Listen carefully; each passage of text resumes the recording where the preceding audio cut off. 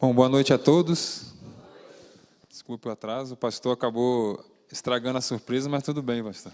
Vou te perdoar porque você é pastor, né? Senão não vou para o céu. Mas que bom que vocês estão aqui, prazer estar com vocês. Aproveitar essa viagem, essa vinda ao Together para poder conhecer e visitar mais irmãos. Isso tem sido muito bom. Eu tenho visitado muitas pessoas pelo mundo aí, pregando a palavra, testemunhando e visto realmente como nós somos uma única família, né? Isso é incrível. A mesma fé e uma única pessoa nos une, né? Que é Cristo Jesus, né? Então nós estaremos aqui reunidos. Mas bom, vou começar logo a contar minha história para a gente não demorar muito. Eu sempre tenho um tempo ali que geralmente eu passo, então eu vou tentar agilizar. Até porque eu me preparei para ser um grande atleta de futebol, não um palestrante, pregador, né? Então me perdoe se eu passar alguns minutos. Eu vou passar um videozinho de uns 4 minutos. Para esse vídeo ele vai resumir a história e também mostrar o momento que eu vivi quando eu tomei a decisão de seguir a Jesus Cristo, né?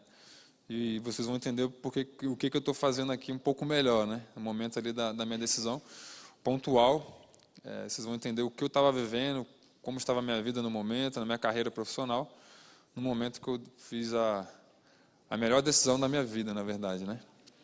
Pode soltar aquele primeiro vídeo lá, por favor? Uma ótima tarde para todos vocês. Está começando mais uma edição do Tarobá Esporte, mas hoje não temos qualquer edição. O programa traz a certeza de uma contagem regressiva. Infelizmente, para os torcedores do Londrina, todos nós já temos uma data certa para a despedida de um grande ídolo desta história recente do Londrina Esporte Clube. Um ciclo de defesas espetaculares está terminando no Londrina. Defesaça do Vitor! O Rodrigo Dantas cabeceou, defesaça do Vitor! Os jogadores do Maringá pedem o gol, reveja o Rodrigo Dantas. A bola fica em cima da linha, dá para você observar pelo travessão. O goleiro Vitor só vai compor o elenco alviceleste até maio, quando termina o contrato dele. O jogador de 30 anos não irá disputar a Série B do Brasileiro. O contrato dele acaba em maio. Em maio, infelizmente, nós não podemos renovar. Até porque a comissão técnica não pode contar com um jogador onde não pode jogar na sexta-noite e nem no sábado à tarde. Infelizmente para nós e para ele, mas é o que ele preferiu, a opção dele, nós temos que respeitar. A decisão do goleiro de não trabalhar mais do pôr do sol de sexta-feira até o pôr do sol de sábado é por causa de religião. Vitor é adventista, segmento conservador que prevê ao cristão a guarda deste período. Rapaziada, aqui quem fala é o Vitor do Tubarão. Um grande abraço para vocês todos aí que estão aí discutindo esse assunto aí, a minha decisão, né, religiosa. Espero que haja principalmente acima de tudo respeito, né, e que a inversão de valores não faça com que a gente tenha ódio um do outro, né, que não foi isso que Deus nos ensinou. Então eu espero que acima de tudo haja respeito, né, e o amor uns com os outros, para que esse mundo melhore de alguma forma. Um grande abraço a todos. Diante disso, até a transferência para um clube de Série A teve que ser cancelada. Nós tínhamos negociado o Vitor com a Chapecoense. Na hora de fechar a negociação, ele tive a surpresa onde ele me falou que não jogaria mais hoje sábado. Eu estou há 23 anos no futebol, não tinha ouvido falar sobre isso até hoje. É uma novidade para mim. Mas tem que respeitar a decisão dele, só que para jogar futebol é difícil. E ele mesmo está certo disso, está ciente, ele falou que se for o caso ele para de jogar e vai tentar outra profissão. O gestor de futebol do Londrina ainda adiantou que um outro jogador da posição deve ser contratado para a disputa da 2ª Divisão Nacional. Antes disso, um possível rodízio de goleiros no estadual foi descartado. Não acredito, pelo que eu conheço o Tencate, que vai haver um revezamento. Na minha opinião, conhecendo o Tencate, o Marcelo vai ser o goleiro do time. Vitor chegou ao Londrina em 2014 e de cara foi campeão paranaense, título que o Leque não conquistava há 22 anos. No mesmo ano, conquistou o acesso para a Série C do Brasileiro.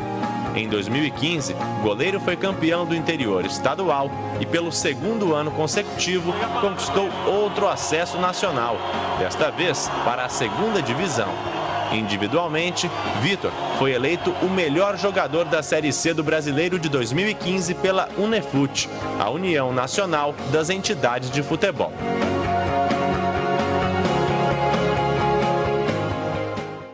E o cara tem que ser muito homem mesmo para renunciar.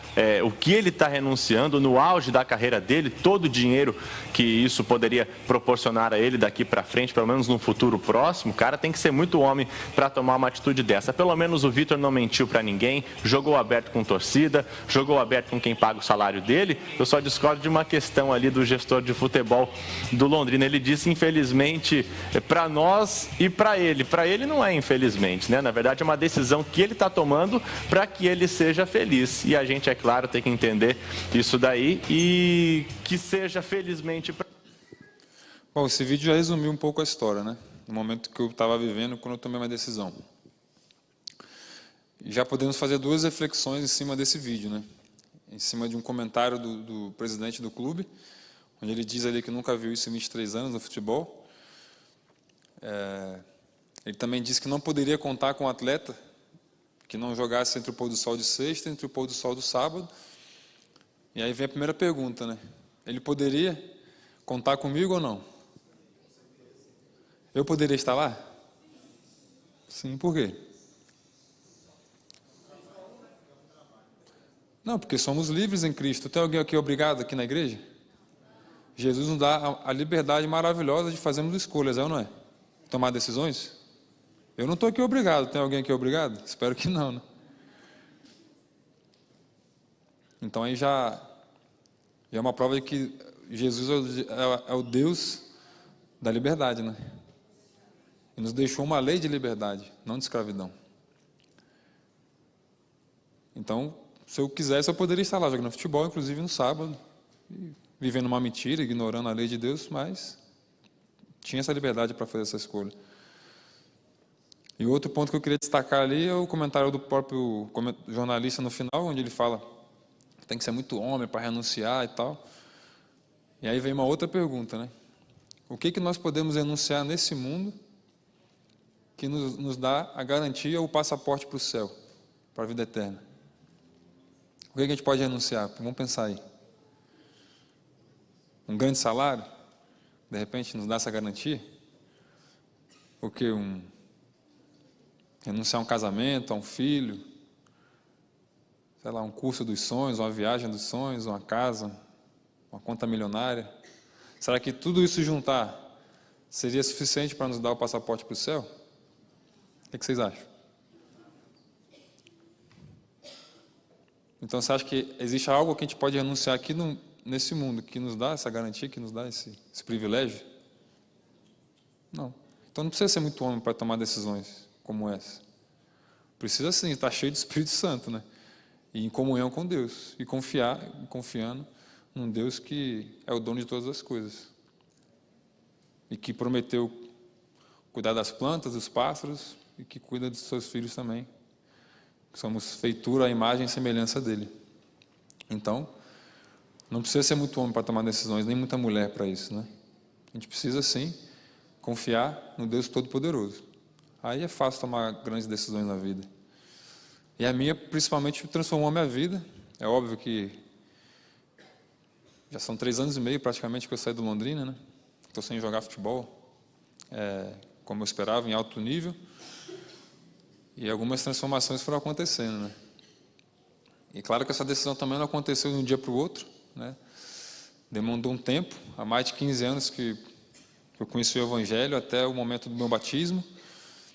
Eu comecei a jogar futebol com 14 anos, eu sou natural do Rio de Janeiro, e desde pequeno eu tinha um sonho de ser um grande atleta profissional, e esse meu sonho sempre ele foi motivado pela oportunidade de poder sustentar minha família com o dinheiro que o esporte poderia me proporcionar. Então, meu foco principal sempre foi ganhar dinheiro com futebol, a princípio com o esporte, não com o futebol, porque o meu sonho antes do futebol era jogar basquete. Eu jogava basquete desde 6 anos de idade. E quando eu fui para Salvador aos 12 anos de idade, morar com meu pai, sou filho de pais separados, e com 12 anos de idade eu resolvi sair da casa da minha mãe, abandonar minha família, meus amigos, minha escola, meus avós, em busca desse sonho no esporte lá em Salvador, morando com meu pai agora. E esse sonho me motivou e as coisas começaram a acontecer muito rápido, né? Quando eu cheguei em Salvador, era tudo diferente, né? Mas eu resolvi encarar o desafio, né? Pelo meu sonho de ser um grande atleta, né? Antes de chegar em Salvador, eu estudava em colégio de freiras, então acho que é bom salientar a minha base religiosa, né? Aquilo que me orientou na infância ali em relação à religião. Eu fui criado num colégio de freiras, estudei em colégio de freiras, né, toda a minha adolescência, infância e adolescência. Né, fiz a primeira Eucaristia, não sei se alguém aqui já fez. Né, enfim, ia à missa de vez em quando com meus avós. Tive essa educação estritamente católica, mas eu não estudava a Bíblia, né, não tinha esse costume, né, vamos dizer assim, de estudar a Bíblia. Então eu conheci algumas histórias da Bíblia, achava legal algumas coisas, aprendi algumas coisas também na escola, mas eu não estudava a Bíblia, eu não tinha intimidade então com a Bíblia. Aliás, ela era só um artefato era como se fosse um amuleto para mim, né? Eu deixava lá em casa guardado, geralmente no quarto, na cabeceira, a Bíblia que minha avó me deu. E eu geralmente só abria a Bíblia quando eu queria ganhar algum jogo. Aí quando eu queria ganhar algum jogo, eu abria a Bíblia, li o Salmo 23 ou 27, que eram os únicos que eu entendia. O resto eu não entendia nada que eu lia. Então eu só...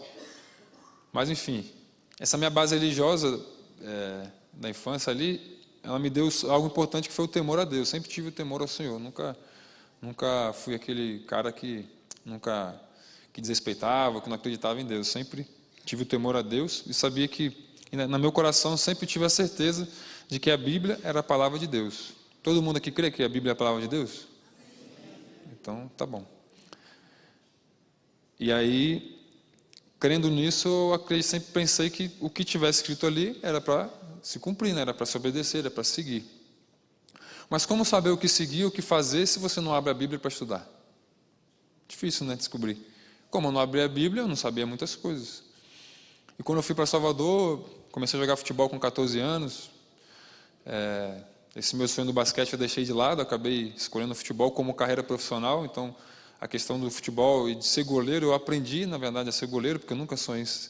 Quando eu fui para o Vitória, da Bahia, o time onde eu comecei minha carreira, onde eu fiquei durante 10 anos, até me profissionalizar, quando eu cheguei lá, a primeira vez no campo de futebol, eu nunca tinha entrado no campo de futebol, não sabia nem para onde ir, nem colocar uma chuteira, uma roupa direito.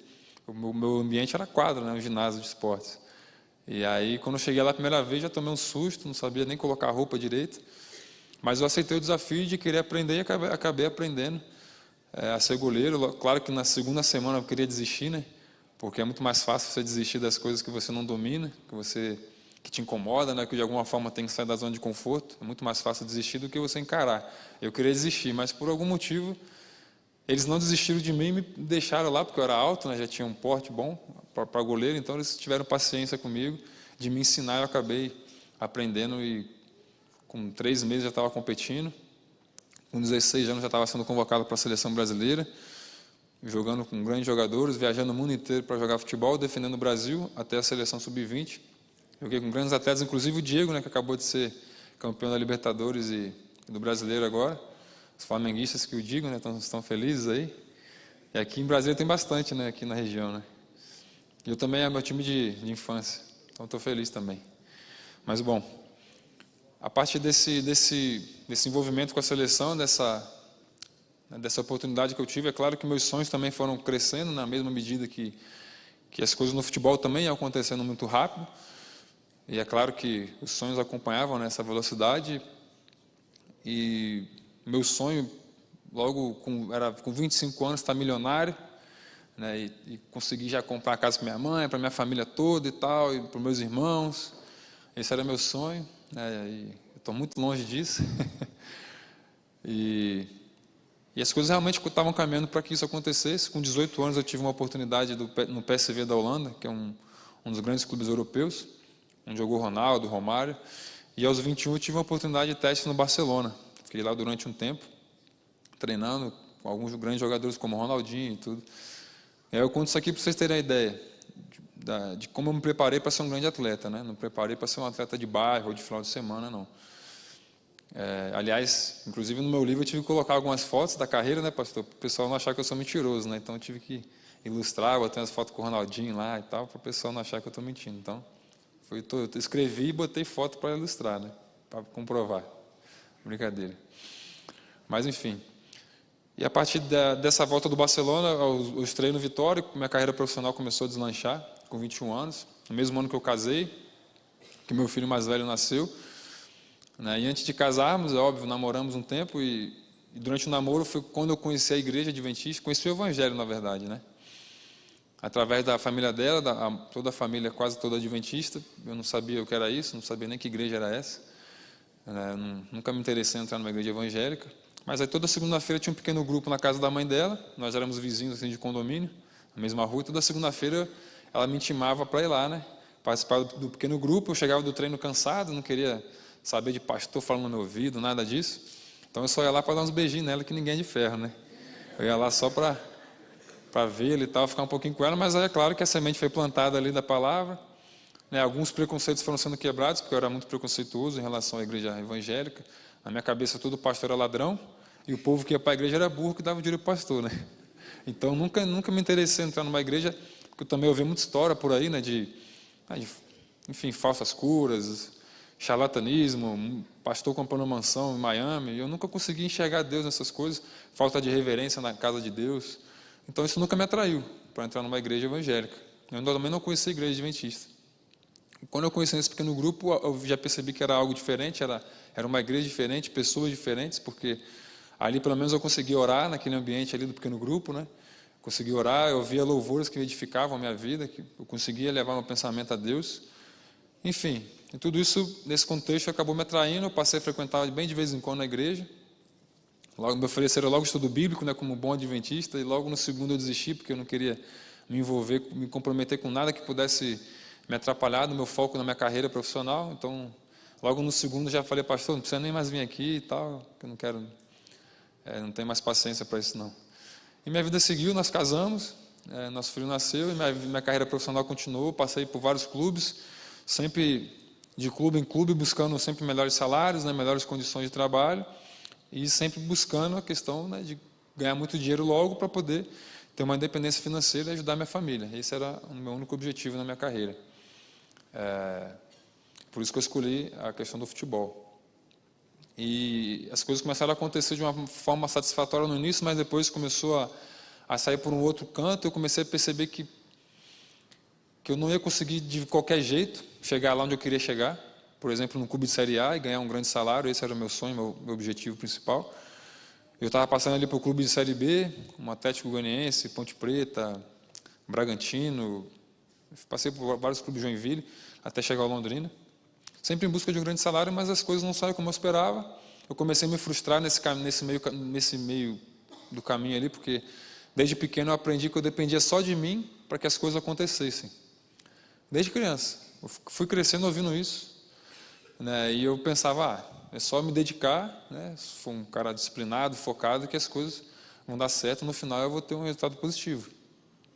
E ninguém aqui, eu creio, que faça planos, que trabalhe, que se dedique, que estude, que no final não espere que as coisas deem certo, né? Ou saiam pelo menos como você planeja, ou como você quer. E isso é normal, isso é até bom.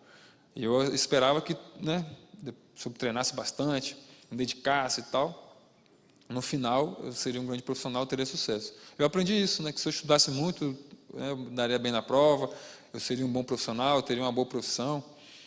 Mas aí, no meio do caminho do futebol, comecei a passar de clube em clube, as coisas começaram a não sair como eu esperava. Eu comecei a perceber realmente que eu não tinha o controle de tudo e que as coisas não eram como eu esperava ou como eu imaginava.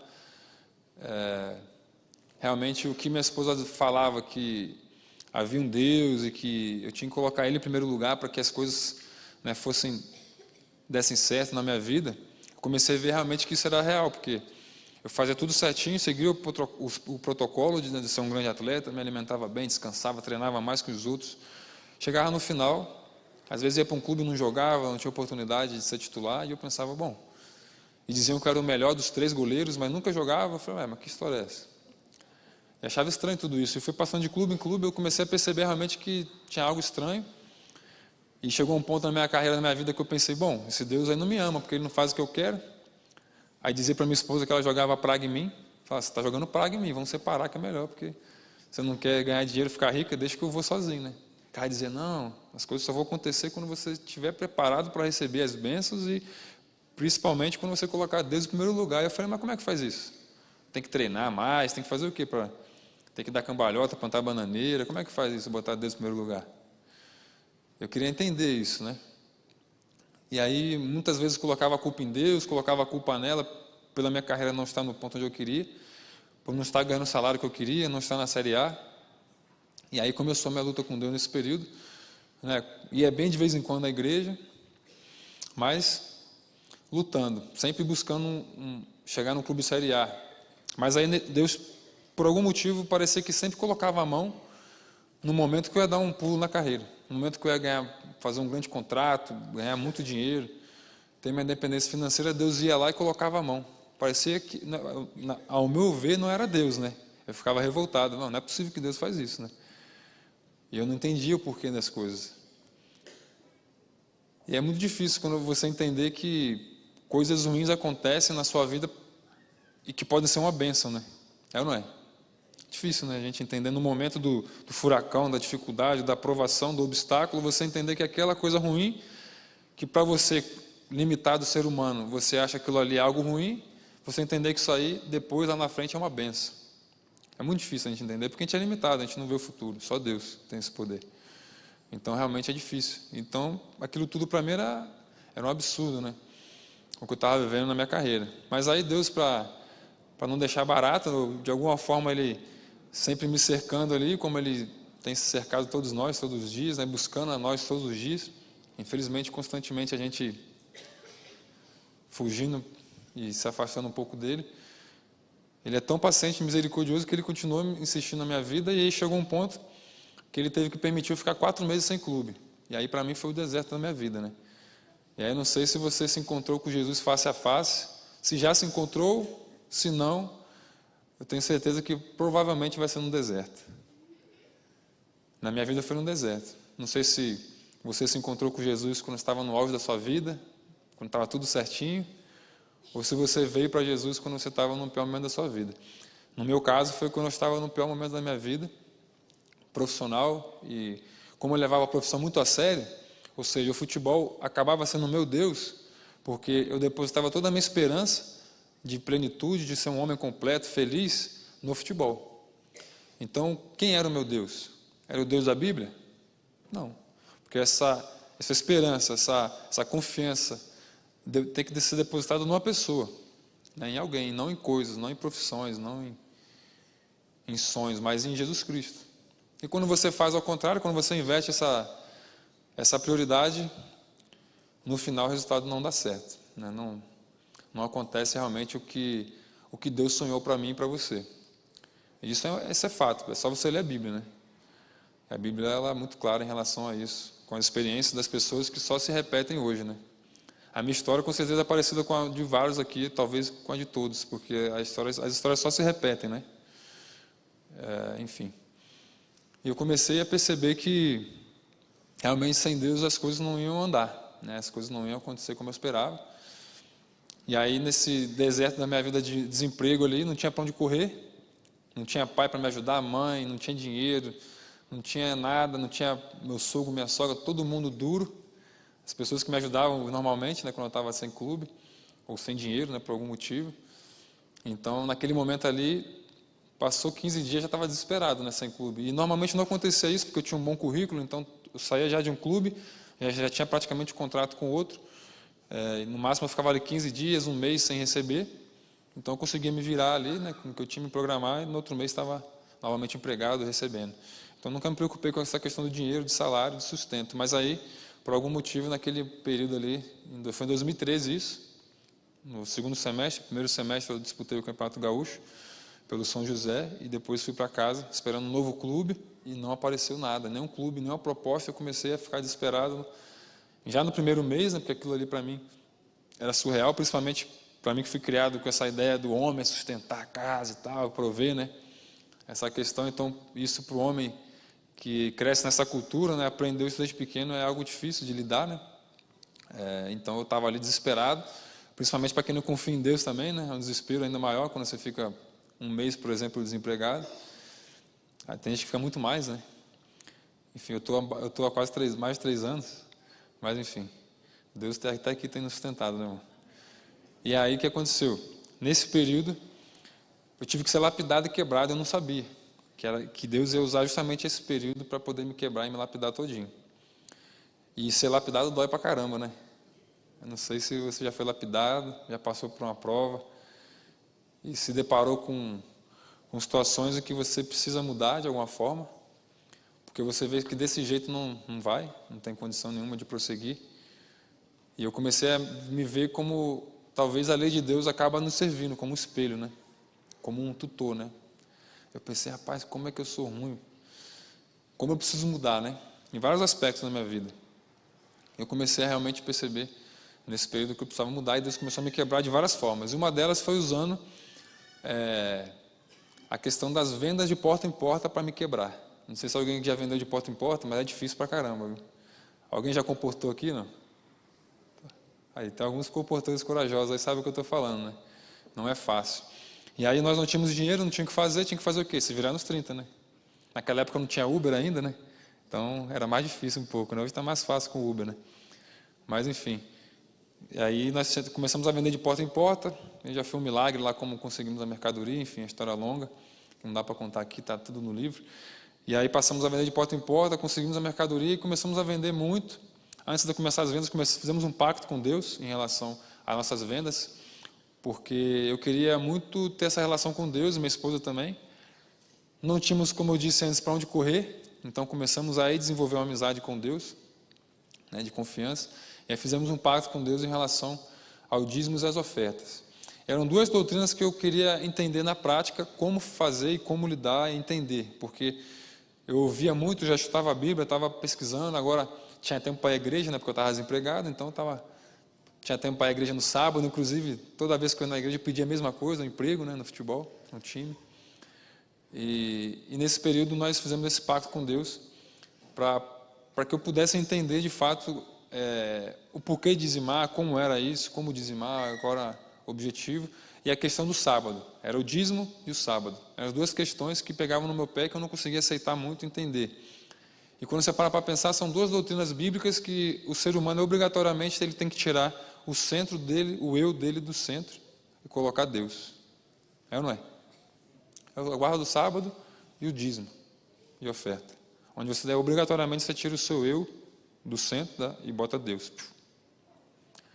E aí eu queria entender isso. E ainda mais para mim que era muito orgulhoso, prepotente, arrogante, é difícil você tirar o eu do centro, né?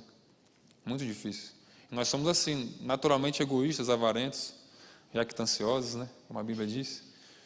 E só o Espírito Santo para poder nos quebrar e melhorar um pouco essa nossa natureza, né? A relação com Deus. E aí, nesse período, foi onde ele justamente usou para que essa natureza ela fosse um pouco melhor trabalhada, mudada. E uma das formas que ele usou foi com essa questão dessa venda de porta em porta, porque para mim era algo totalmente vergonhoso, um trabalho totalmente indigno, vergonhoso mesmo, porque eu ficava com vergonha de alguém na rua, algum amigo me ver, né, ou algum torcedor do Vitória me ver na rua vendendo bolsa de porta em porta, e ficava pensando, ih, rapaz, lá, coitado do Vitor, goleiro, rapaz, coitado, está quebrado. Eu ficava na minha cabeça pensando, né? E na verdade eu estava quebrado mesmo, né? Só que eu não podia dar o braço a torcer, porque o orgulho não deixa, né? Então eu ficava sempre naquela, rapaz. A minha estratégia para driblar a vergonha qual era? A minha esposa que vendia, né? Que eu não sei vender nem meus livros sem vender direito. A minha esposa que vendia, então o que eu fazia? Eu ficava dentro do carro escondido, eu pegava as malas com as coisas assim, né? Aí ia na casa de alguém, ou no salão, deixava assim na calçada, depois por dentro do carro, ficava escondido, esperando ela acabar a venda para poder depois sair para outro lugar, né? E por que eu ficava escondido? Com medo de alguém me ver. Então essa era a parte do orgulho que Deus teve que ir me quebrando e me lapidando todinho. Ele me lapidou tanto que eu passei a ficar depois sem vergonha, depois de algum tempo, mas no bom sentido, né? Enfim, foi uma das formas que Deus usou para me lapidar. E a questão do dízimo e oferta foi uma experiência linda, porque nós fizemos esse pacto com Deus e foi incrível como aquela promessa de Malaquias 3:10, 3:8 a 10, né? Acabou se cumprindo, porque realmente ele começou a abrir a comporta do céu para a gente. E no futebol, todo o dinheiro que eu ganhava no futebol, eu gastava tudo, não sobrava nada. Por algum motivo, sempre tinha algum imprevisto, alguma coisa que acontecia, no final do mês faltava dinheiro. Era impressionante. E a gente ganhava um bom salário, dava para viver tranquilamente, né, com a vida confortável. Não dava para juntar, investir, mas dava para viver tranquilo. E aí, todo final do mês faltava dinheiro. E nessa época no futebol eu não dizimava, né? Eu tinha medo de faltar. Não, esse dinheiro vai faltar, deixa quieto que vai faltar para alguma conta. E não dizimava. E aí no final do mês o que acontecia? Faltava dinheiro, realmente, para pagar as contas. E aí, fizemos um pacto com Deus nesse momento das vendas de porta em porta, que para mim era algo surreal, né? O que aconteceu? Começamos a vender tanto que logo no primeiro mês vendemos mais do que eu ganhava no futebol. E depois, outros meses, às vezes a gente vendia até um pouco menos do que eu ganhava no futebol. Mas sabe o que aconteceu no final do mês? Adivinha aí? Sobrava dinheiro, cara. Falei, rapaz, que matemática maluca é essa de Deus, né? Porque agora estava dizimando, ofertando algo que eu nunca tinha feito na vida. E ao invés de faltar dinheiro, que normalmente, teoricamente, estava saindo mais dinheiro do meu bolso, né, da minha conta. Do nosso orçamento, teoricamente. E agora estava sobrando dinheiro. E o mesmo orçamento, as mesmas contas. Como explicar isso? Minha esposa é administradora, ela ficava tentando fazer conta, eu falei, larga isso aí, minha filha, tá bom, tá sobrando dinheiro. Falava para ela, deixa quieto, não queira fazer conta não. Quer entender as coisas de Deus é difícil, né? Enfim, foi a forma como Deus falou comigo em relação à importância do dízimo e da oferta. E a outra questão foi com o sábado, nós vendíamos, então no sábado o povo adora comprar, né? É incrível como no sábado o comércio fica bombando. E lá em Salvador não era diferente, onde nós estávamos. E aí, no sábado o povo mandava mensagem querendo comprar, e aí fizemos também um pacto, né, com Deus em relação ao sábado. Aí eu queria ter essa experiência com Deus, né? Porque eu li a Bíblia, li as histórias da Bíblia, eu falei, pô, não é possível que não vai acontecer comigo também. Será que aquele Deus de Israel, de Moisés, de Abraão, de Isaac, não é o mesmo Deus hoje? De Daniel, de José? Não é possível, né? Porque lá em Hebreus diz que Jesus foi ontem o mesmo, ele é hoje o mesmo, e vai ser eternamente, porque ele é o alfa e o ômega, ele é o princípio e o fim. Ele é o único que ressuscitou nesse planeta, que venceu a morte. Então não é possível que ele hoje é diferente, né? Será que mudou hoje? Hoje é outro Deus, então, será? Que hoje Jesus não faz mais milagre, será? Será que ele mudou? Eu creio que não, né?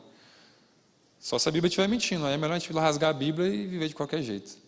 Mas como eu creio na Bíblia, eu creio nas promessas de Deus, então eu tenho certeza que hoje ele está vivo e é o mesmo Deus. E aí, como pensando nisso, eu falei, bom, então ele vai ter que derramar um maná dobrado na minha casa. Porque eu li a história de Êxodo lá 16, dizia lá que a história do maná, o que acontecia? Ele mandava o maná todo dia, se o povo guardasse um dia para o outro, acontecia o quê? Estragava. Agora, se o povo, aí na sexta-feira ele mandava dobrado, e aí o povo guardava, o que acontecia? Estragava? Não estragava. Mas o maná vinha dobrado, né? Então eu ficava pensando, rapaz, esse maná tem que cair dobrado. Já que eu não vou vender na sábado, então domingo vai ter que cair dobrado também. Eu pensando, né? A minha lógica inteligente, né? Agora domingo eu falei, Senhor, o Senhor tem que se virar, e te vira para no domingo eu tenho que vender o que eu não vender no sábado. E quem vive de venda sabe que todo dia tem que matar um leão, né? E para quem não confia em Deus, é mais difícil ainda, que se você não vende num dia, no outro dia você não sabe se vai repor aquela venda, né?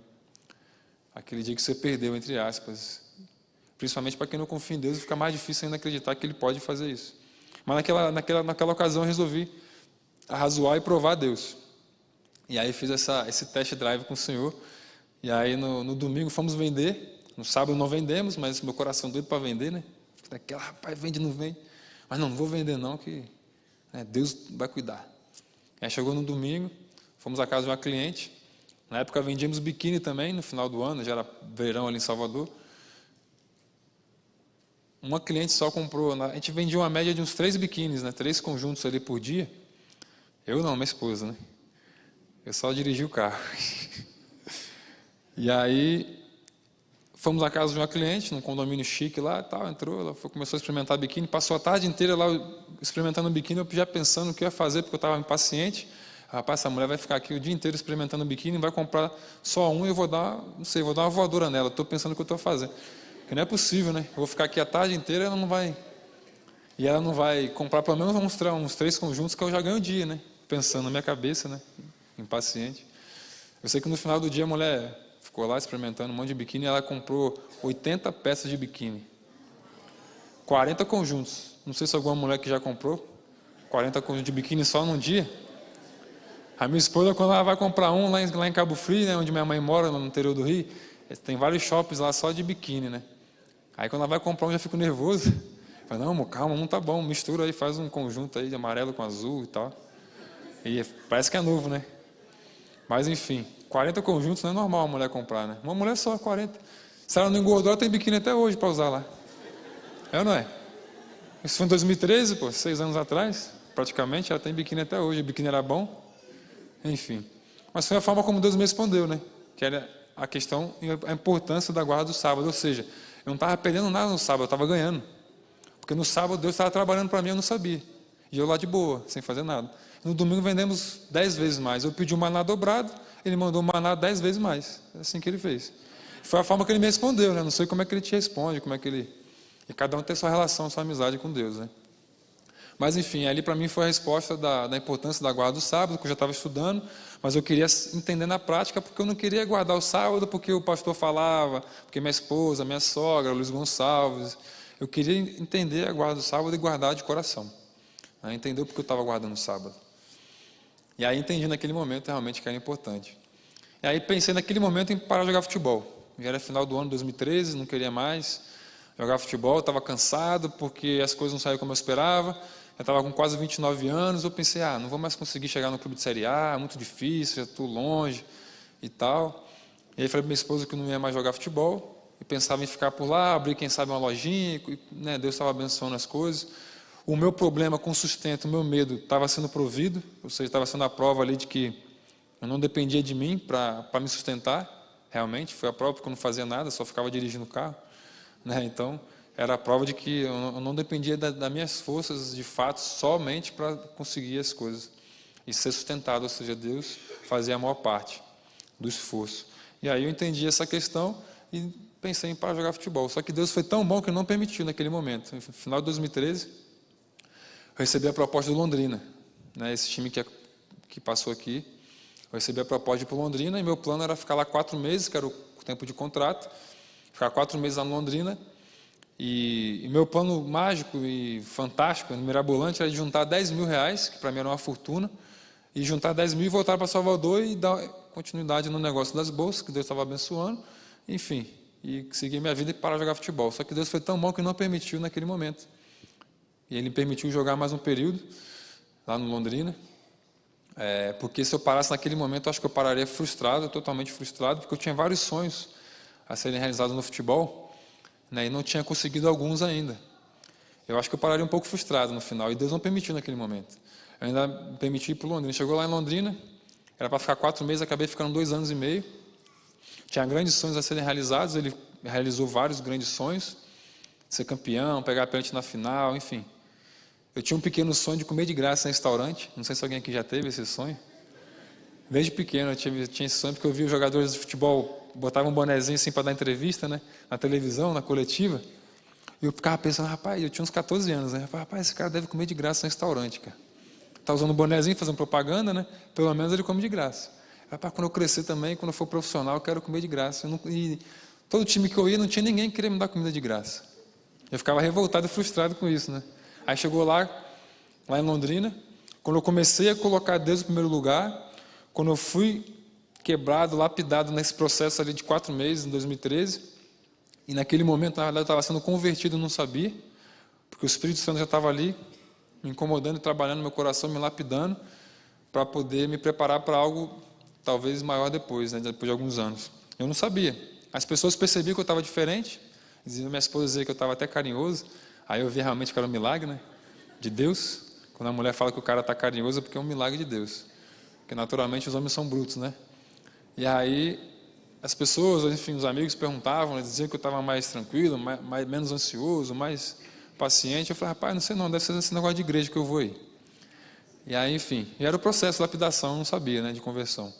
Então, já fui para Londrina já convertido. Quando chegou lá, eu comecei a estudar mais a Bíblia, passei a me aplicar mais no estudo da Bíblia, pesquisar mais, a me orar mais, enfim, tirei mais tempo ainda para Deus, né? Mesmo jogando futebol, porque eu tinha muito tempo em viagens e hotéis, né, para poder estudar a Bíblia, então passei a estudar mais, me aprofundar mais, e cada vez que eu estudava a Bíblia, mais a questão do sábado começou a me incomodar. Aí que veio a luta, né, porque eu estava começando agora a realizar alguns sonhos no futebol, agora estava jogando, estava conquistando prêmios individuais, prêmios coletivos, No final de 2015, acabei sendo eleito o melhor jogador do Campeonato Brasileiro da Série C, fui eleito o melhor goleiro do Campeonato Paranaense. Aí esses 10 mil, por exemplo, que era um sonho para mim juntar, que era difícil pra caramba, em 4 meses, sabe como Deus me deu? Parece que para Deus é só estalar o dedo, né? Para a gente parece que é uma dificuldade, e para Deus é realmente... O que a gente pede às vezes é uma migalha, né? A gente fica pedindo migalha e Deus às vezes quer te dar o mundo e você pedindo migalha. Eu pedindo migalha. E aí ele foi. Quando acabou o Campeonato Paranaense, fomos campeões, elegeram o melhor... tinha um prêmio para o melhor jogador do Campeonato Paranaense, e esse prêmio seria dado por uma rádio, por uma empresa lá, um empresário da rede imobiliária. Pela primeira vez da rádio lá ia dar esse prêmio para o melhor jogador, e todo jogo ia ter uma nota, né? Os caras tinha um pessoal lá que dava nota e tal, e todo jogo tinha nota, o jogador, todos os jogadores que jogavam a partida, e no final do campeonato, aquele que tivesse a melhor nota ganharia o prêmio. Aí adivinha quem ganhou? O goleiro Vitor. Aí adivinha quanto era o prêmio? 10 mil. É brincadeira, né? Eu falei, senhor, mas não sabia que se fosse tão fácil assim, eu tinha ido para a igreja muito antes. Estava aqui batendo cabeça à toa, pô. É brincadeira. Correndo atrás do vento, igual Salomão, dizendo. Pô, se eu soubesse, eu tinha... Né? Brincadeira, ainda bem que não é assim que funciona, né? Mas, enfim. Para Deus parece que as coisas são muito fáceis. Eu até vacilei, né? Que eu pedi 10 mil, pensei que podia ter pedido mais, né? Então, cuidado com o que você pede. Deus pode te dar, né? Então, cuidado. Eu pedi 10 mil, vacilei, né? Pensando, 10 mil. Podia ter pensado em 100, né? 200, pô. Aí ele me dava... Mas, enfim. E parece que as coisas com Deus eram muito mais fáceis. Minha vida começou a ficar mais fácil. Minha vida começou a ficar perfeita, na verdade. Minha segunda filha nasceu lá, foi um presente de Deus. Minha vida profissional perfeita, familiar, financeira, saúde, espiritual, tudo. Imagina a vida perfeita, era nossa. Eu da minha esposa e dos meus filhos. Eu estava começando a me realizar como homem, como profissional. Como eu disse antes, eu achava que eu só conseguiria ser feliz assim quando eu chegasse no clube de Série A. E eu esqueci que até chegar lá tinha um caminho a ser percorrido. E infelizmente, às vezes, nós esquecemos que existe um caminho para chegar no objetivo. E às vezes a gente esquece de ser feliz durante esse caminho. É ou não é? A gente foca tanto em algo que... eu vou ser feliz quando eu casar, quando eu passar na faculdade, quando eu me formar, quando eu tiver tanto tal emprego, quando eu ganhar tanto, quando eu tiver uma casa, um carro. E até chegar lá você vive frustrado. Infelizmente é uma realidade. E eu estava assim. Mas graças a Deus nesse período agora Ele começou a me acrescentar coisas cumprindo aquela promessa de Mateus 6,33. Diz o que lá? Buscai primeiro as coisas do reino, a sua justiça. As outras coisas vos serão acrescentadas. E quando a gente faz essa inversão, coloca primeiro buscar coisas, depois, não dá certo. Não tem como. Essa matemática aí, a ordem dos produtos altera realmente. A ordem dos fatores altera o produto, né? Nesse caso. E aí eu pensei, bom, estou no auge, está tudo certo.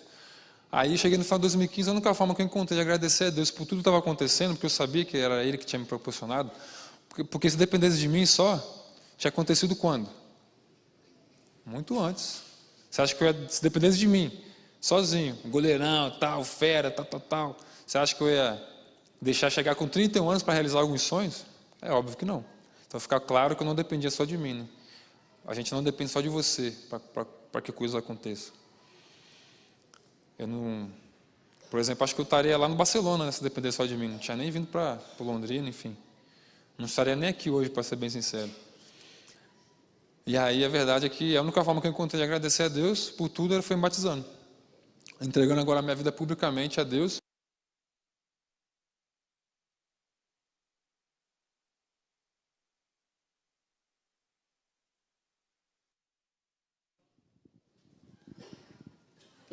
Já estamos indo para o final. Então, para mim, foi a certeza de que realmente tinha sido Deus que tinha proporcionado tudo aquilo. Engraçado, quando eu resolvi me batizar, eu já estava convertido, na verdade, antes do batismo, porque eu já estava lá pregando, entregando o livro para os caras, para o time, enfim. Falava para os caras guardar o sábado, não guardava. Rapaz, tem que guardar o sábado, cara, está na Bíblia aí o mandamento. E os caras, como? E eu não guardava, então já estava me vendo como um fariseu, né? E aí foi uma das motivações, né? Para o meu batismo ali. Fazer e parar de falar, né? E quando eu me batizei, eu voltei para Londrina para informar essa minha decisão agora do batismo, de guardar o sábado e tal. Quando eu cheguei lá, E nós tínhamos acabado de ser vice-campeões brasileiros, e aí agora iam disputar a Série B do Brasileiro, onde tem muito jogo sábado. Tem vários jogos. E aí, quando eu voltei de Salvador das férias, batizado, quando eu informei ao clube, eles não aceitaram, né, a minha decisão de guardar o sábado.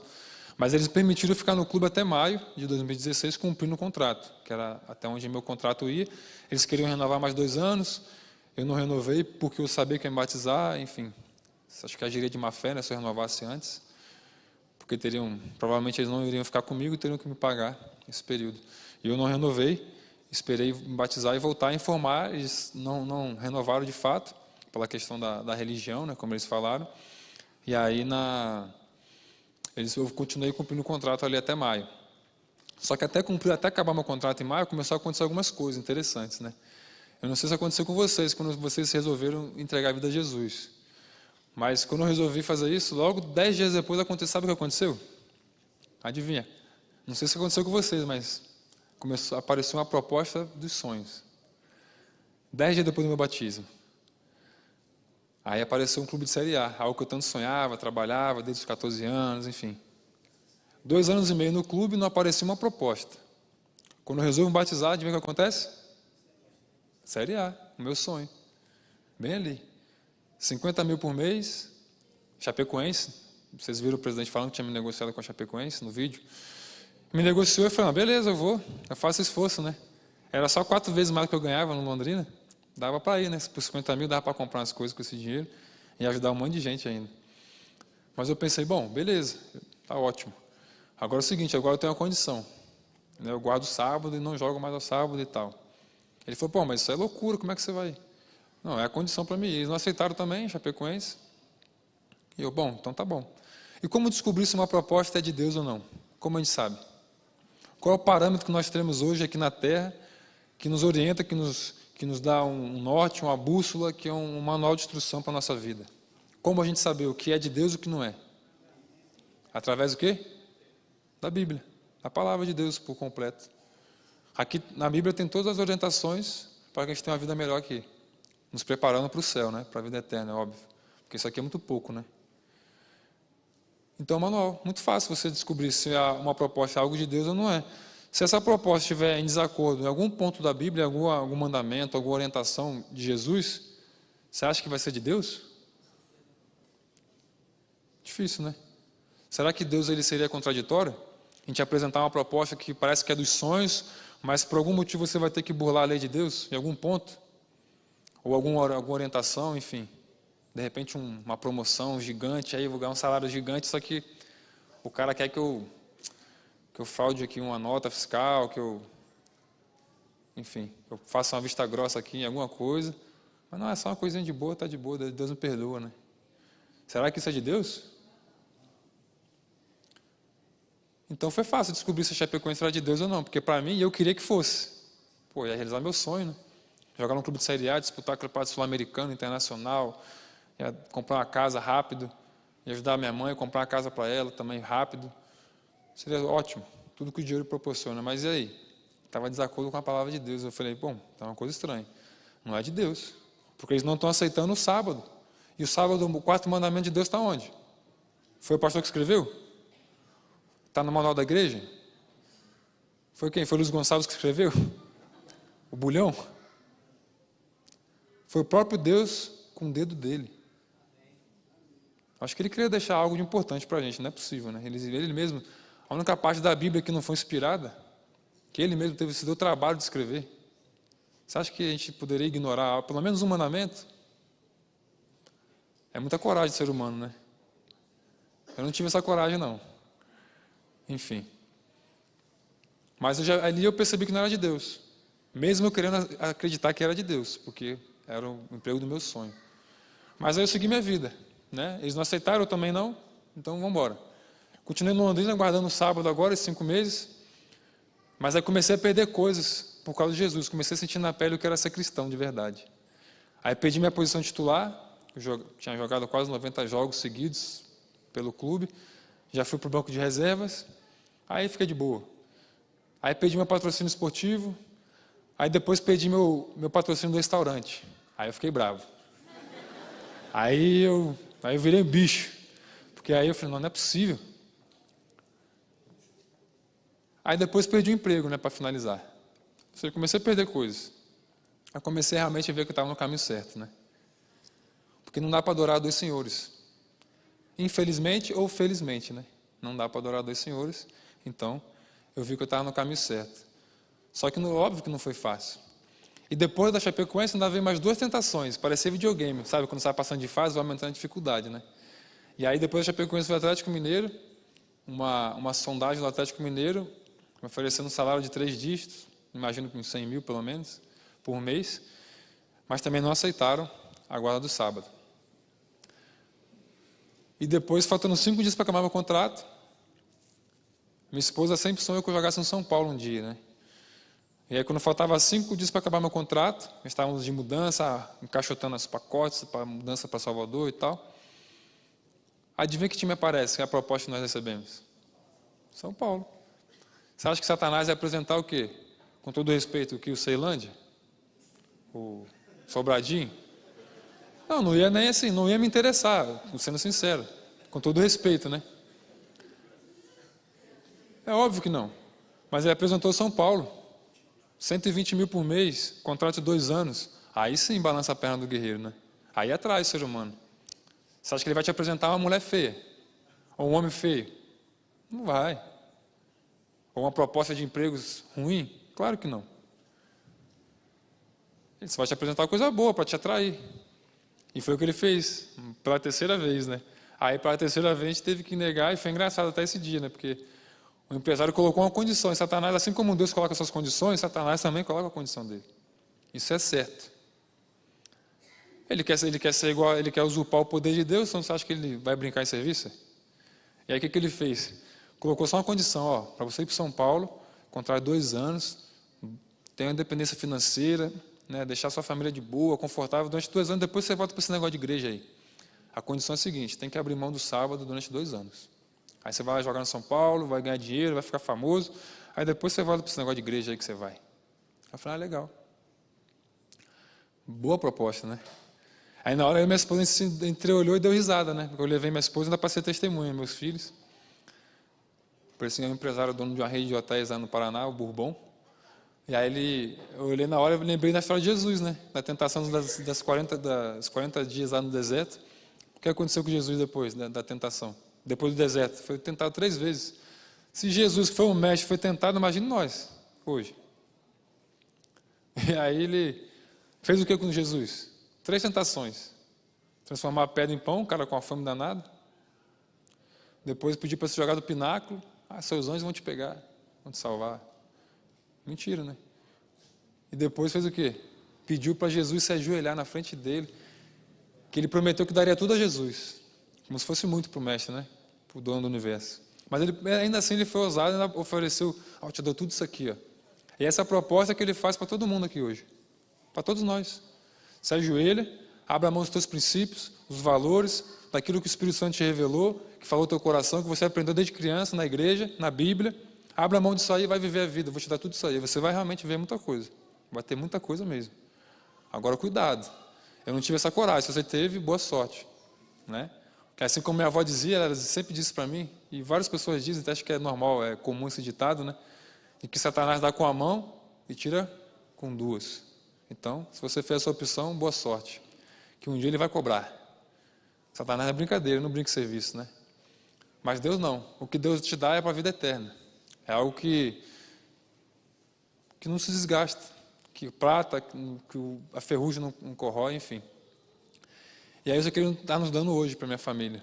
Depois desse período de tentação, voltamos a Salvador, tinha 20 mil reais guardado no bolso, na minha conta, peguei esse dinheiro e fomos para o Paraguai comprar perfume e roupa para vender em Salvador, para continuar vivendo de porta em porta.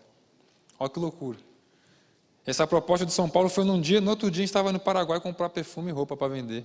Eu olhei para minha esposa assim e falei, rapaz, a gente é doido, né? Aí vamos embora, Deus está no comando. E por isso que a Bíblia diz que o Evangelho é loucura realmente, né, para o ser humano, que isso não é normal. Por isso que isso é a prova de que uma decisão por Jesus, ela sempre ela é impelida pelo Espírito Santo. Porque a nossa natureza pecaminosa, ela nos leva para longe de Deus. As nossas decisões sempre nos afastam. Porque o pecado faz o quê? Separação entre nós e Deus. E nós somos pecadores por natureza. Então, uma decisão por Jesus, ela sempre é impelida pelo Espírito Santo. Não é natural, é um poder sobrenatural. Algo que a gente não vê, mas que existe. Assim como o vento, né? O Espírito Santo. Se não fosse ele, eu não estaria aqui. Porque a minha vontade é estar na Chapecoense. E 10 meses depois, eu fiquei me questionando, depois, 6 meses depois que eu saí do Londrina, eu voltei para aquela vida de porta em porta, uma vida louca, virou uma bagunça, de cabeça para baixo, meus filhos... Agora com 2 filhos, né? Porque agora não tinha só um, tinha mais a menina, tinha 6 meses, né? Quando eu me batizei. Então a vida fez assim, ó. Voltei a morar com a sogra, essa é a pior parte da história. 2 anos morando com ela, inclusive é aniversário dela hoje. Uma benção. Mas enfim. Eu pensei, rapaz, não é possível, Deus me chamou para isso, né? E aí vimos algumas situações bem difíceis lá. Foram alguns momentos difíceis, e toda vez que eu vivia um momento difícil, eu perguntava a Deus, mas para quê, Senhor? Por que o Senhor não me deixou ir para Chapecoense? Lá não joga sábado, podia ir lá, eles podiam me aceitar, você tem poder para isso, para fazer com que eles aceitassem a minha condição. Essa era a minha visão. E no dia 29 de novembro veio a resposta de Deus. Um avião caiu, matou quase todo mundo. E eu pensei, nossa, realmente Deus sabe todas as coisas. Meu pai dizia que eu tinha jogado minha vida fora, tinha jogado minha carreira fora. E aí no dia 29 de novembro foi o primeiro a me ligar às 6 horas da manhã, chorando no telefone. Falei, filho, Deus sabe todas as coisas. E aí hoje ele aceita, né? Hoje ele está tudo feliz e tal. Ele fala, rapaz, esse negócio de igreja, a gente fez lavagem cerebral, você está maluco, cara. Jogou tua vida fora.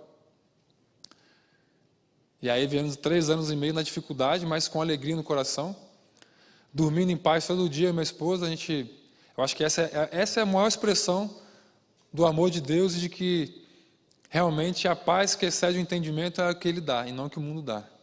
A paz que eu tinha quando eu tinha dinheiro na minha conta, quando eu tinha um emprego fixo, um emprego seguro, não é a mesma paz que eu tenho hoje, dormindo sem nada, devendo para o banco, mas feliz, vendendo livro para viver, mas feliz, a gente dorme todo dia no travesseiro, ronca e baba. Não sei se você faz isso também, mas eu faço todo dia. Não tem problema nenhum. Com sono, com nada disso. Eu acho que essa é a maior prova, né, não? Que a paz que Deus dá e a paz que excede o entendimento, não dá para entender, né? Você no meio do turbilhão, no furacão, cheio de problema financeiro, um monte de coisa, familiar, você não dormir, roncar e babar, é uma benção, né? Isso para mim é a maior prova de que realmente o que Deus mais quer nos dar é a paz, né? Que excede o entendimento. Não é carro, não é casa, não é nada disso.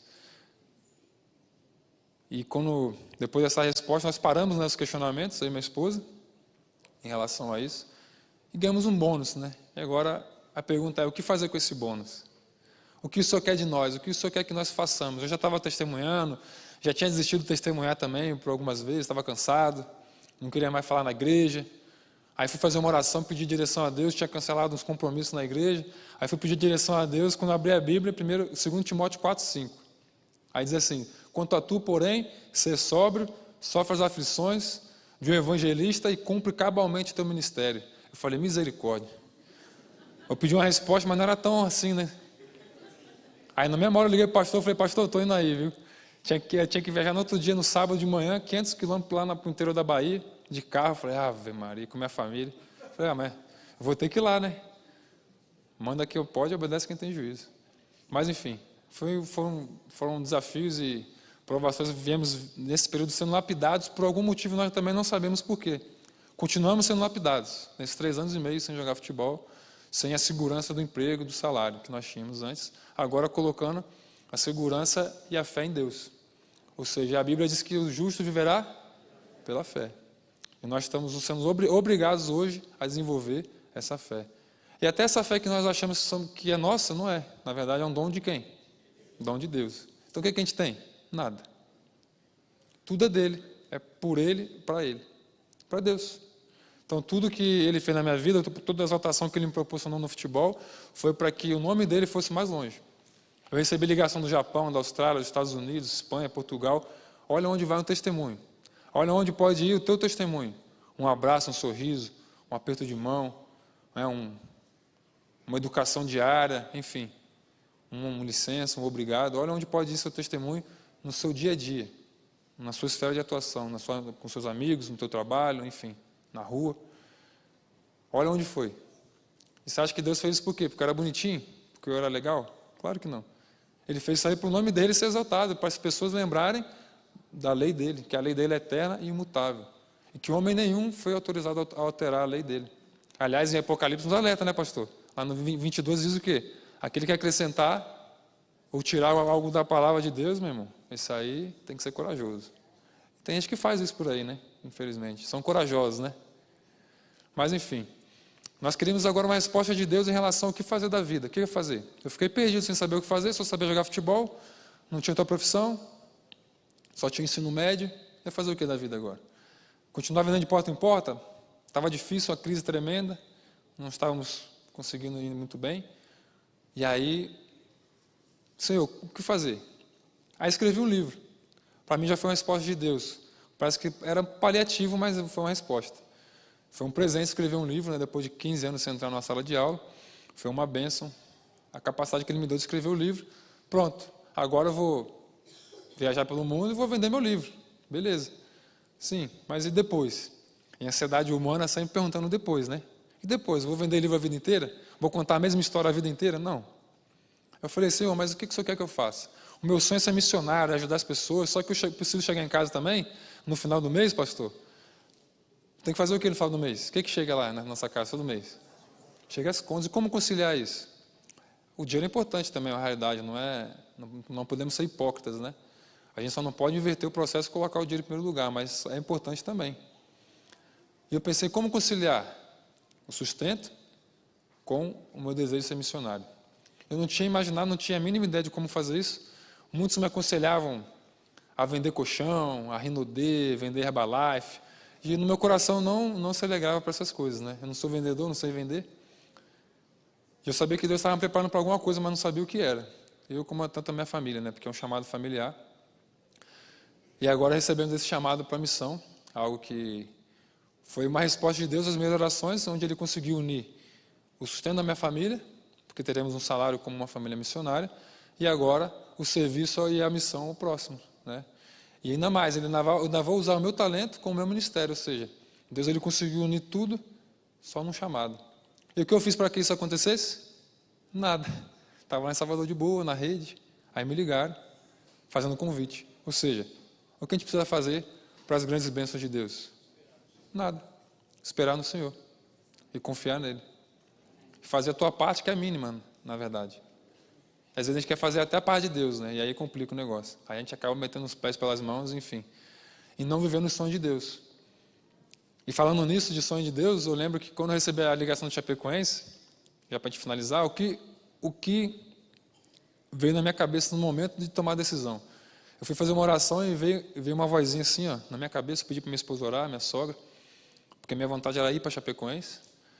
Então eu fui fazer uma oração, pedir direção a Deus, e aí veio uma vozinha na minha cabeça dizendo assim, ó, filho, se você optar em viver os teus sonhos para a tua vida, você não vai poder viver os meus sonhos para a tua vida. Isso é lógico ou não é? Simples assim. Eu falei, rapaz, eu não tenho coragem de ver o meu sonho, não. Na hora eu não tive coragem, né? Mas era meu desejo, mas eu não tive. E naquele momento foi a decisão crucial, onde eu decidi viver o sonho de Deus. Eu sabia quais eram os sonhos de Deus? Não tinha a mínima ideia. Não sabia, não tinha a mínima ideia. Aí entra a fé de novo, né? E sem fé é impossível agradar a Deus. E eu falei, qual o sonho de Deus para a minha vida? Eu quero descobrir. E é claro que não foi um período fácil, 3 anos e meio sem jogar futebol, sem exercer algo que eu fazia há 20 anos, que eu dominava, que era muito fácil, uma zona de conforto tremenda.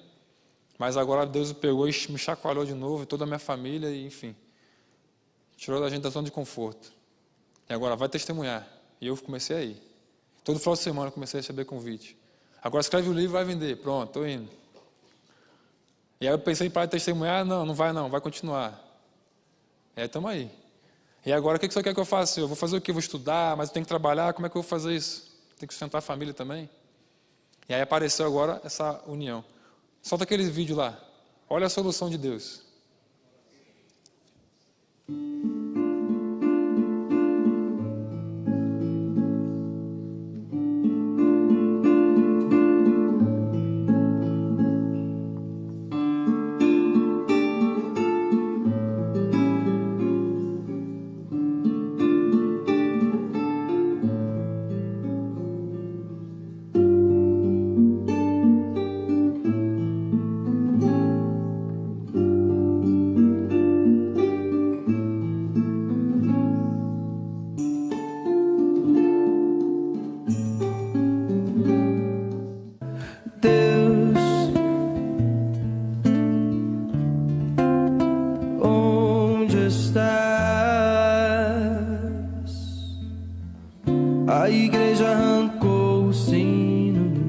O homem esqueceu o menino, fez castelo de ouro e prata e perdeu a vida.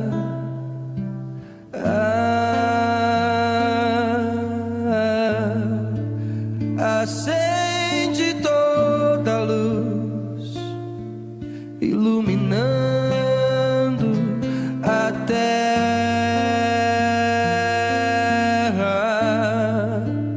que convive com a dor sem esperança.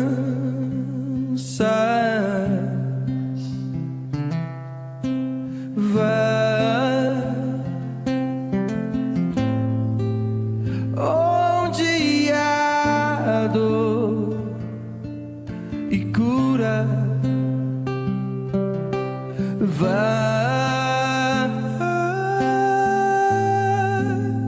Onde não há amor e ama, vai. Onde há dor, alegra,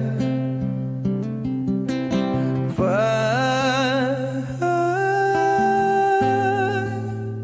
Onde não há amor, transforma. Bom, essa foi a resposta de Deus às minhas orações. Não sei se... Demorou uns 3 anos e meio. Não sei, para você talvez seja mais rápido, para alguns mais demorado. Alguns podem estar esperando a resposta há 10, 20, 30 anos. Para outros, Deus responde de imediato. O fato é que o que Ele quer de nós é simplesmente a confiança nele, independente do que aconteça, E essa resposta veio no momento oportuno, no momento onde nós estávamos realmente precisando e veio na hora H. Não veio antes, não veio depois. E talvez a minha grande pergunta hoje, eu acho que isso é interessante a gente refletir, se Deus não me respondesse dessa forma, e se eu continuasse vendendo de porta em porta, passando dificuldade financeira, morando na casa da sogra, e se a gente continuasse vivendo assim até Jesus voltar, até eu morrer? Será que Deus não é Deus? Será que Deus ele só é Deus quando Ele nos dá o que a gente deseja, o que a gente quer? Ou quando no final, como a gente costuma dizer na igreja, quando Deus nos honra? Ontem um repórter do UOL deu entrevista na sexta-feira, aliás, para um repórter do UOL, deve sair em breve, mais um testemunho em rede nacional. E o repórter me perguntou, por que você guarda tão fielmente esses preceitos da igreja adventista se tem tantos outros adventistas que não guardam o sábado? Eu falei, eu sigo a Bíblia, Eu não sigo a igreja adventista, eu sigo a Bíblia, sigo a Jesus Cristo. E lá ele me pede que eu observe também o 4º mandamento. Agora, se tem algum adventista que não guarda, aí é a relação dele com Deus, E eu pude falar um pouco do projeto, enfim, testemunhar mais para esse rapaz. E eu vi como que Deus ele vai costurando algumas coisas, E uma delas foi esse chamado para a missão, onde ele costurou o meu desejo de ser missionário com o meu talento e agora com sustento. Ou seja, lá vamos ensinar futebol para crianças refugiadas da guerra, de 10 a 14 anos. Mas a gente vai usar o futebol como elo de ligação, como uma ferramenta de aproximação daquele povo. E além de nos aproximarmos dele, nós vamos servi-los, vamos dar comida, roupa, calçado, vão ter aula de inglês, vão ter médicos, dentistas, enfim. Vai ter uma estrutura para atender aquela comunidade, mas o futebol vai ser o ponto central, vai ser o chamariz para essa comunidade. E lá a gente vai enfrentar um desafio, o desafio de pregar o evangelho sem abrir a Bíblia e sem falar. Primeiro que eu não sei falar árabe, só se eu receber o dom de línguas verdadeiro, Aí talvez seja fácil, mas não. Lá não pode fazer proselitismo, não pode entregar folheto, não pode. Então, qual vai ser o nosso desafio lá? Ser a Bíblia daquelas pessoas. Mostrar Jesus Cristo para elas na prática. Não com palavras. Palavras é fácil, ficar falando uma hora aqui é fácil. Mas na prática é diferente, né? E aí, que Jesus Cristo você tem demonstrado na rua aí? Essa é a grande pergunta para a gente hoje, né? É o que a gente vai ter que demonstrar lá, Jesus Cristo. Mostrar para eles Jesus, de alguma forma. Amando, servindo, né? Proporcionando uma melhor qualidade de vida para aquelas crianças que vivem em acampamentos, enfim, não tem saneamento básico, não tem nada, não tem perspectiva, não tem esperança. Nós vamos mostrar Jesus para essas pessoas. Infelizmente, só conhecem Maomé, que já morreu, né? Agora a gente quer falar do Jesus, né? Que morreu, ressuscitou e vive eternamente. É desse Jesus que a gente vai falar para eles. Eu peço para vocês que peçam oração, né? Para esse projeto, né? Para tudo que vai ser feito lá. Nós estamos indo agora em janeiro, no final do mês de janeiro. Já estamos já nos preparativos, né? De vacina, um monte de coisa. Já para ir, vamos encarar esse desafio aí com toda a família. Mas eu sei que se Deus fez esse chamado para lá, é porque Ele está lá, né, esperando a gente. E vai cuidar de todas as coisas, tá? Então, meu desejo é para vocês, para toda a igreja, para mim também, é que nós tenhamos cuidado com o que nós sonhamos, né? Para que nós escolhamos sempre viver o sonho de Deus para a nossa vida. Porque, de repente, o teu sonho pode estar te levando para a morte, assim como o meu sonho estava me levando para a morte. Então, que Deus nos abençoe e nos ajude a ouvir a voz dEle. Amém? Vitor, fica um pouquinho mais aqui. Eu quero concluir tendo você aqui ao meu lado. Seu testemunho realmente é um testemunho muito bonito e forte. E é um testemunho de fé. Como é bom quando a gente confia em Deus e deixa Ele dirigir e guiar a nossa vida. E quando nós confiamos em Deus e deixamos Ele dirigir a nossa vida, pode ter certeza que Ele vai dirigir do jeito dEle. E é possível que em meio a esse processo a gente questione o meio dEle dirigir. Mas Ele é sábio o suficiente para nos dirigir por um bom caminho. E você teve a prova disso aí.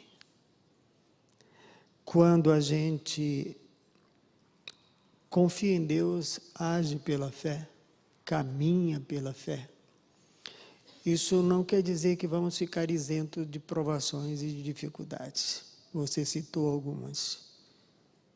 A carreira cristã é uma carreira, a vida cristã é uma vida de obstáculos.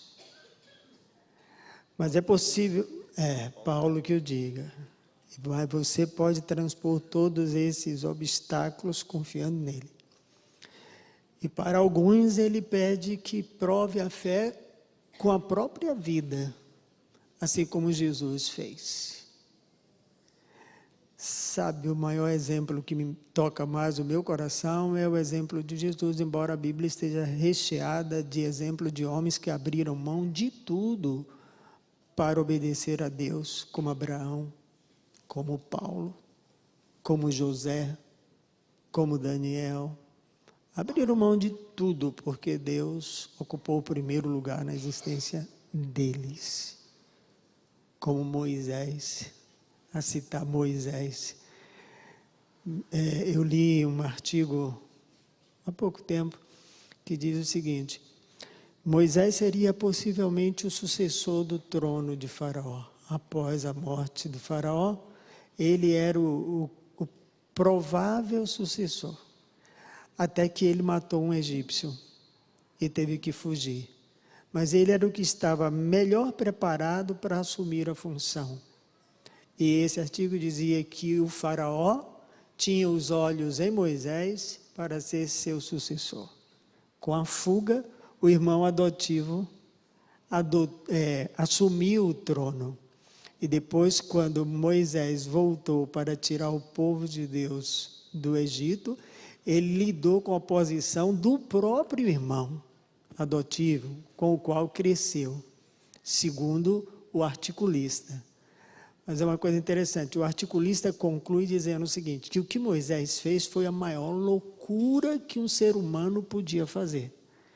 Ou seja, ele trocou o trono, o título de Faraó, da maior potência do mundo na época, ele trocou tudo isso para defender um escravo, porque tinha consciência de que aquele escravo era irmão dele. E foi morar num deserto, ou seja, trocou o trono, o título, a honra e o poder por um deserto para ser pastor de ovelha em Midian, vivendo num deserto.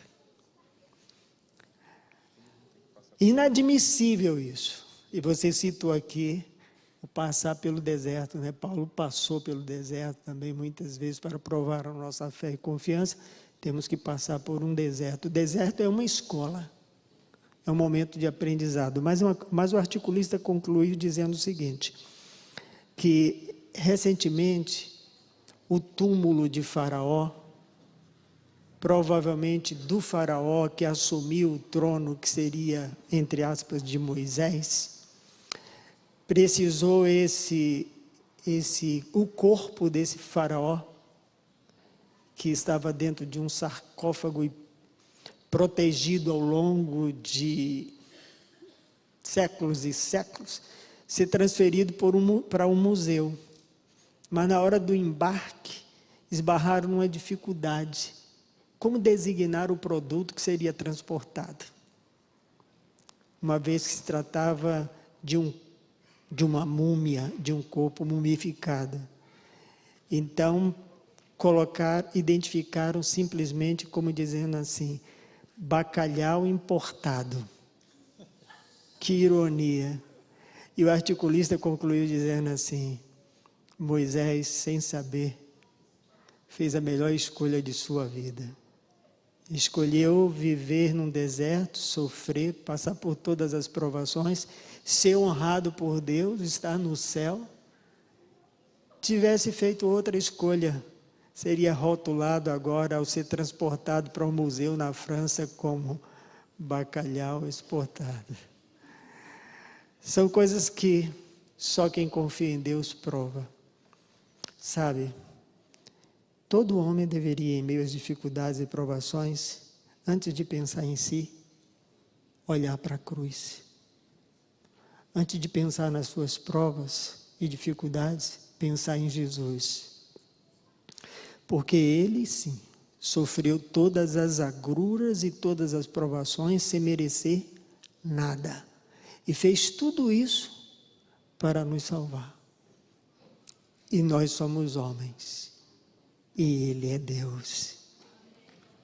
Um Deus que se fez carne e que sofreu tudo, para que por meio do que Ele fez, todos nós sejamos salvos. Nós vamos concluir esse momento, novamente vou fazer uma oração pedindo a Deus que te abençoe nessa nova etapa, que te use, que você e sua família, Gabriela, sejam perseverantes nessa caminhada, porque você é como um Paulo, um vaso escolhido, um tição tirado do fogo, porque ele tem uma grande obra para fazer e já está fazendo por meio do seu testemunho. Eu vou pedir a Nayara que, por gentileza, nos ajude a lembrar o que Cristo fez, a maior prova de amor.